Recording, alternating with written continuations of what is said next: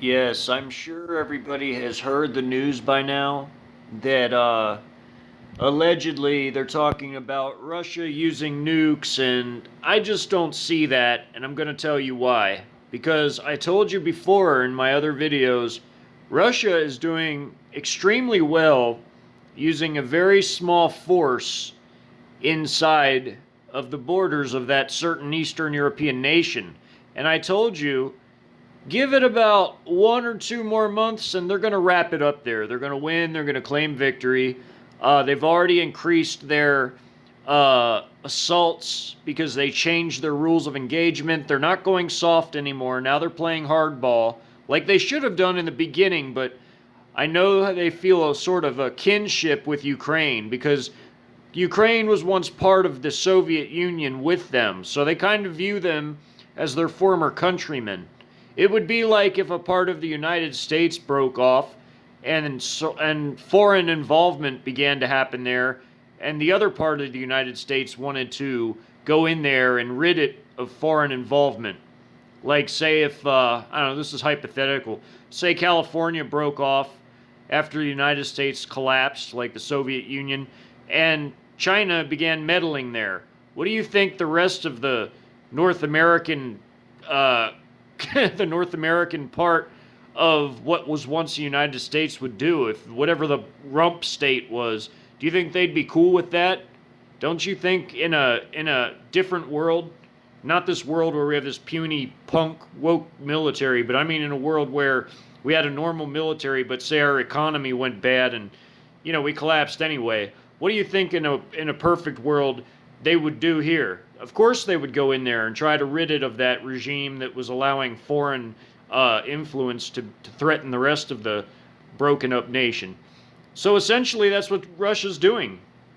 But only Russia is a very, very powerful country, and people don't understand that. They are the second most powerful country on earth after China. China is the hegemon. They are the number one right now.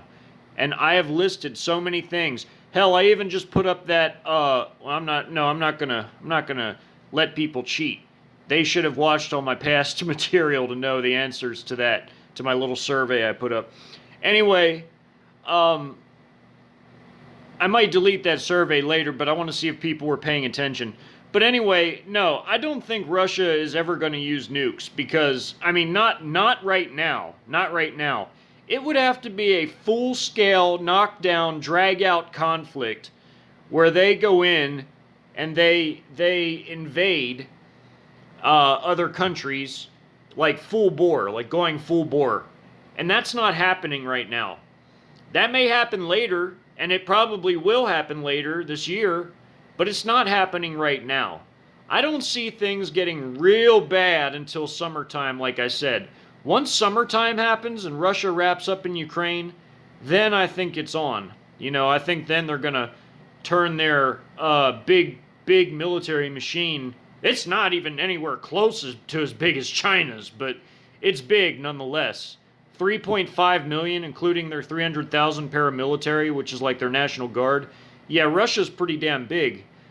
Bigger than ours by 1 million now, because we're down to 2.2 million, and that's all branches and components combined.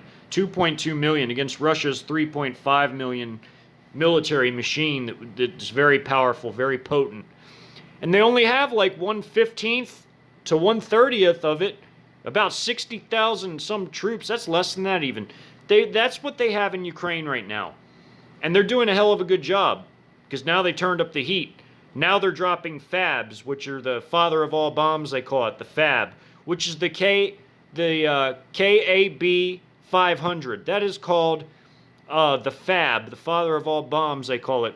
It's like our Daisy Cutter. It's a big thermobaric munition that gets dropped, and it can penetrate deep underground. It can penetrate through 5 feet of reinforced concrete. So it can definitely go underground a ways because regular earth or regular flooring is not enough to stop that. And it's a big, powerful thermobaric. They have thermobaric rocket launchers that go on the back of a T-72 chassis. And that thing can fire off these huge thermobaric rockets that saturate the battlefield with fuel air munitions that just annihilate everything in its path. It crushes organs of people that are just on the outside of the blast radius. That's how powerful thermobarics are.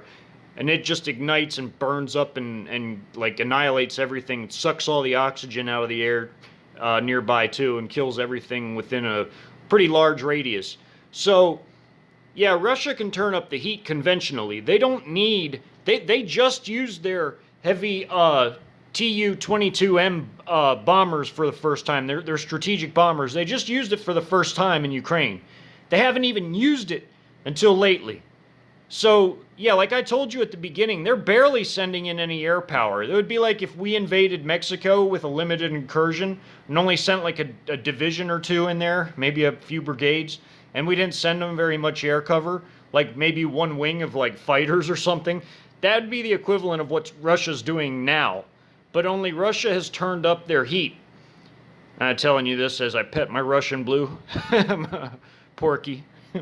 He's a good porky. He's a good porky. He's a good porky. Yes. He's a good boy. He's a good porky. Yes. That's my porky. Porky Boo Boo. What you doing, Porky Boo Boo? What you doing, Porky Boo Boo? Yeah, but anyways, sorry about that.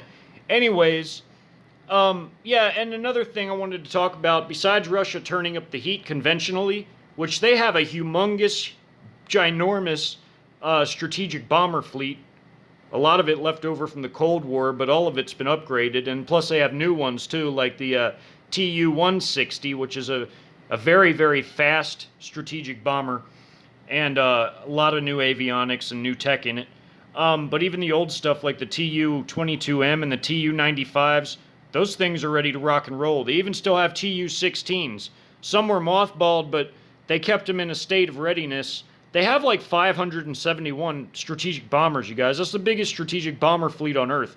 And even the ones that are in storage that can be brought out, they can easily be worked on and brought up to readiness condition because they're still in good shape. They're maintained as they're in storage. So they don't need this really long overhaul refab to get them working again. They have 571 bombers, you guys. China has the second biggest strategic bomber fleet, but the biggest combat air force overall due to their humongous number of fighters and tactical fighter bombers, which are ground attack aircrafts. They have the biggest fleet of combat aircraft in China when you combine all classes. But Russia has the biggest strategic bomber fleet, but the second or third biggest in they're close to us in the number of fighters and tactical fighter bombers. So, when you combine China and Russia, we just have no chance. There's no chance whatsoever. I mean, they just outnumber us. I mean, it's more than just on paper. They have more capabilities than us, you guys. They can crush us. And as for these mercenaries that get captured, they can expect horrible treatment. Like, they're going to be put in prison, like regular prison, like Supermax Russian prison, like Black Dolphin, because they're not going to, Geneva Conventions don't apply to them. So they better really think carefully about surrendering. I wouldn't go.